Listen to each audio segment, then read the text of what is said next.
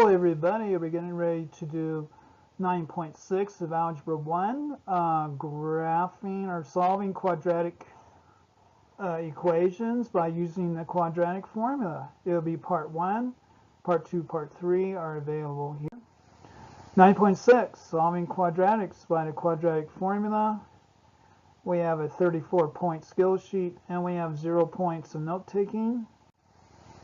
Teachers, here's your bell work for today. Graph the quadratic, students. Graph this quadratic.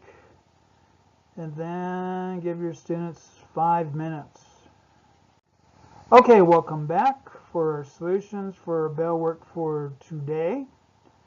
There is number 1 graph.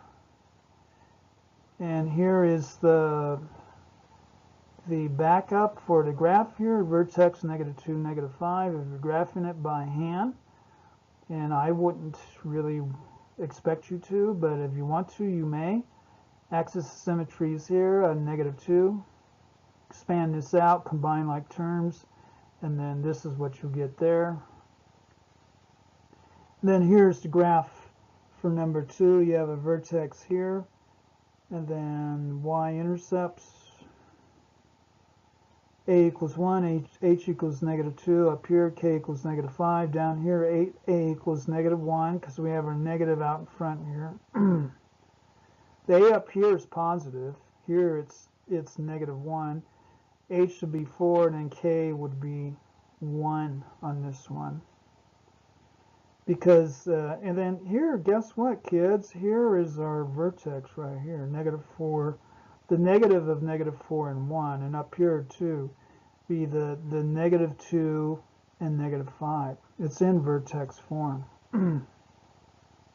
Just thought I'd throw that in. So anyway, there is your graph. And that's really what they were after, was seeing if you could recognize the vertex form of a quadratic. Okay. You solve quadratic equations by a quadratic formula. You solve quadratic equations by completing a square. You will solve the quadratic equations using the quadratic formula. By completing the square for the quadratic equation ax squared plus bx plus c, you can develop a formula that gives the solutions of any quadratic equation in standard form.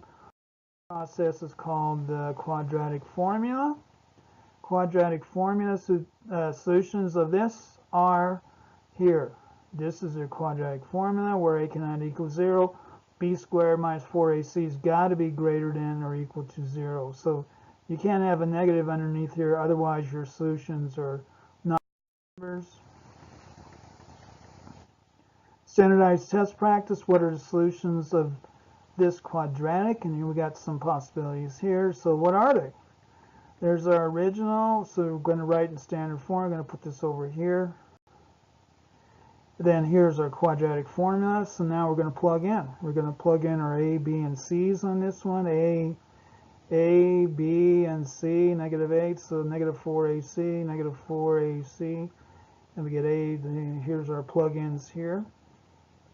So 25 minus a -12, 96, blah, blah.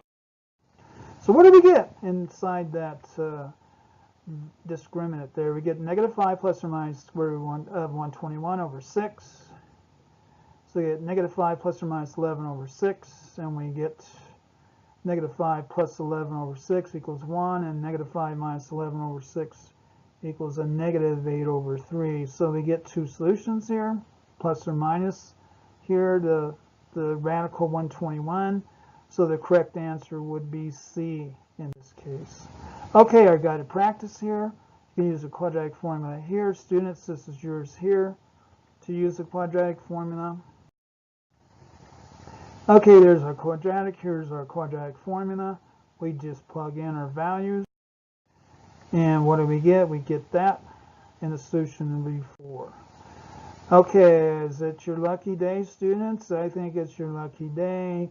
Here's your plug-in, you know, read and weep here. I don't know what you did, but you should have gotten this. A little bit more sophisticated than the guided practice here, but this is what you should have gotten in your discriminant would be radical 13, plus or minus radical 13. and you come up with these decimals here for your solutions on number 2. Okay, we got example 2, solve a quadratic equation. We're going to solve this here. Write original equation, here it is. So what are we going to do here? We're going to put it in standard form. We're going to bring our x over here. Here's our quadratic formula. Then we're going to plug in now our values into our quadratic formula. This should look something like that. Substitute values, yeah, we did that. Okay, then we get this here. We get 57 as our discriminant underneath our radical. 1 plus or minus square root of 57 over 4. Write the equation in standard form. So now we have it in standard form, then graph. So we're going to check it by graphing the related function here, 2x squared minus x minus 7.